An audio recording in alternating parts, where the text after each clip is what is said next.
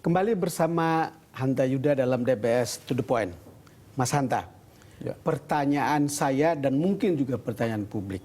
Apakah reshuffle kali ini adalah sebuah reshuffle di mana orang kemudian menanti kabinet asli, menunggu kabinet asli presiden? Dan saya salah satu yang menunggu. Karena ruang manuver politik terbesar bagi presiden bisa menunaikan nawacita, bisa memenuhi janji-janji politik beliau, bisa menunaikan semua yang tertera di nawacita. Salah satunya adalah ketika seluruh kabinet, anggota kabinet pembantu presiden dalam bahasa konstitusinya adalah orang-orang tanda petik orang-orang presiden. Idealnya orang-orang presiden. Dia bisa berasal dari partai politik maupun dari non partai politik. Jadi harus dibersihkan tanda petik, harus periksa betul-betul loyalitas ketika terpilih itu hanya pada loyalitas kepada presiden. Sebelum Anda teruskan, orang-orang presiden. Iya. Nanti kemudian ada dari Golkar, ada dari PAN, ada dari P3, ada dari partai-partai kemudian menyodorkan lagi nama-nama. Nah, itulah realitas politik kita multipartai kita. Bagaimana presiden bisa terampil mengelola negosiasi itu? Pertanyaannya adalah apakah nama-nama dari partai itu adalah nama pilihan ketua umum sehingga presiden tidak punya ruang takluk kepada ketua umum, presiden menyebut nama dibalik. Kalau yang terbalik yang terjadi berarti harapan kita bisa terpenuhi. Kalau ternyata presiden memilih, saya minta kader Golkar terbaik si A, si B, si C, kemudian dikomunikasikan ke partainya, ke kader Nasdem, kader PDI Perjuangan. Itu baru orang-orang yang presiden bisa pilih dari partai maupun non partai. Orang-orang presiden, dan kalau kita melihat visi presiden yang sederhana itu adalah kerja. Berarti orang-orang ini adalah orang-orang kerja, bukan? Iya. Itu berarti kemungkinan boleh orang politik, tapi juga capability profesionalnya harus bagus. Persis, orang yang punya proporsionalitas, selain dia punya standar integritas, kapabilitas dan lain-lain, dia punya proporsionalitas di bidang itu, rekam jejak prestatif yang jelas, dia punya kemampuan manajerial leadership yang kuat, dan dia betul-betul loyal kepada visi misi presiden. Sehingga kalau itu yang terpilih, maka presiden menurut saya punya ruang cukup lebar untuk menjalankan roda pemerintahan lebih efektif lagi.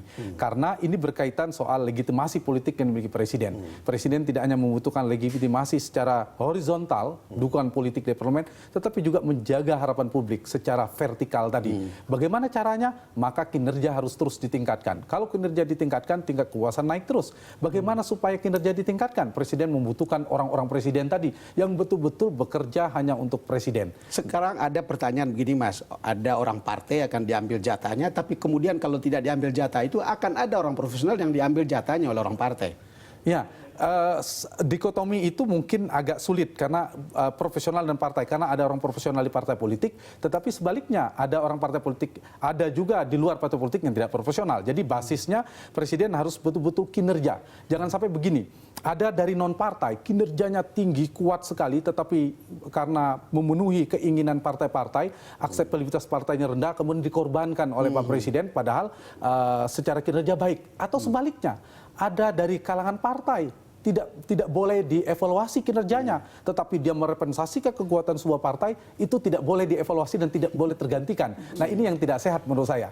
Tapi kalau basis kinerja, kalau kinerja rendah mau dari dalam partai politik, dari luar partai politik, harusnya diganti. Kalau memang semangatnya adalah untuk meningkatkan. Kalau ada dari penilaian presiden sendiri dan orang-orangnya, lalu kemudian ada penilaian publik yang kita lihat lewat melalui survei, mungkin juga akan menjadi pertanyaan kalau ada yang bagus melalui survei publik lalu kemudian akan tergantikan. Itu akan merugikan Pak Jokowi dalam konteks publik ya citra publik dan konteks internal. Karena kita dibutuhkan figur-figur yang siap kerja, yang betul-betul kerja membantu presiden. Karena presiden menurut saya juga membutuhkan ketika beliau bukan ketua umum partai, pada titik tertentu ketika dukungan partai kan kadang bisa melakukan manuver politik dan kalau tidak hati-hati bisa terserimpung dengan manuver partai politik. Dalam sistem presidensial kita, tradisi dalam sistem presidensial negara lain juga, presiden bisa going public.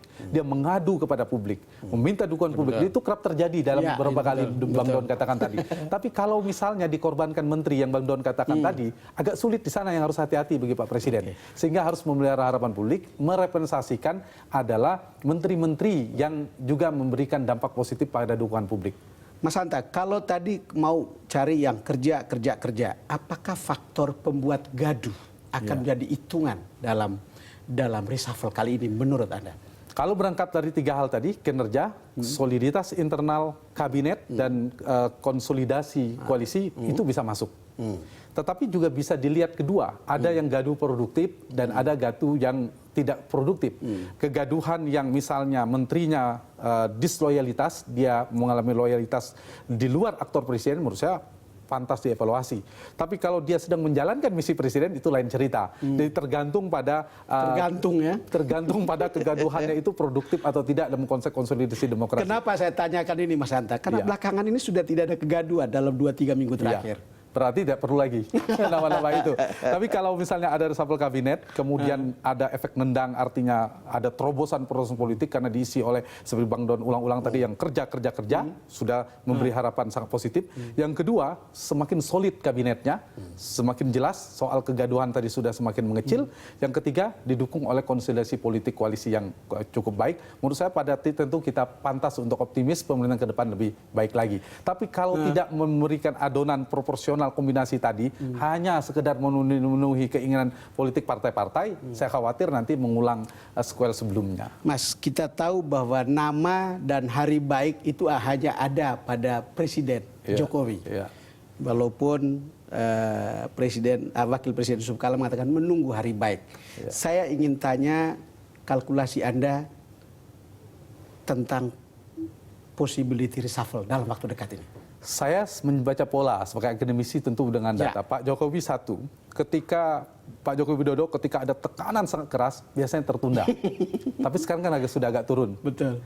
Yang kedua, indikasi ada komunikasi dengan ketua partai. Kita tunggu saja. Kalau kemudian ada komunikasi dengan PDI Perjuangan kian dekat, berarti reshuffle itu tidak tertunda lagi. Jadi kalau saya menduga, nunggu satu itu saja. Nunggu komunikasi terakhir di beberapa partai yang belum tuntas menurut saya. Nah, kalau misalnya itu sudah mulai terjadi, kemungkinan akan ada keputusan secepatnya. Tetapi keputusan itu tidak melulu harus memenuhi hasil pertemuan itu. Kita berangkat dari keputusan tentang Kapolri, KPK dan sebagainya, akhirnya ada keputusan juga. Tetap akan ada keputusan. Cuma reshuffle kabinet semakin menurut saya kian dekat sepertinya. Apakah akan membuat everybody happy? Tidak mungkin. Karena ini konsekuensi politiknya, dalam politik itu ada konsekuensi politik, ada dampak politik, ada respon yang bermacam-macam. Karena kalau dipenuhin reshuffle-nya, apapun yang dilakukan, pasti ada berbagai macam respon. PKB beda, PDIP beda, dan seterusnya beda. Tetapi yang terpenting bagi Pak Jokowi, kalau reshuffle ini kemudian dirayakan oleh masyarakat, oleh publik, oleh rakyat, menurut saya partai tidak punya pilihan, juga harus merayakan reshuffle ini ada untuk kepentingan bangsa dan negara kita ke depan. Mas Hanta, sangat menarik pernyataan terakhir Anda. Jika reshuffle ini dirayakan oleh publik, mestinya partai juga ikut merayakannya. Betul sekali. Terima kasih karena Anda sudah datang sama-sama, ke DBS To The Point. Pemirsa, demikian perbincangan saya dengan peneliti politik Hanta Yuda dalam DBS To The Point. Kali ini terima kasih karena Anda sudah bersama kami. Sampai jumpa lagi dalam DBS To The Point episode berikutnya.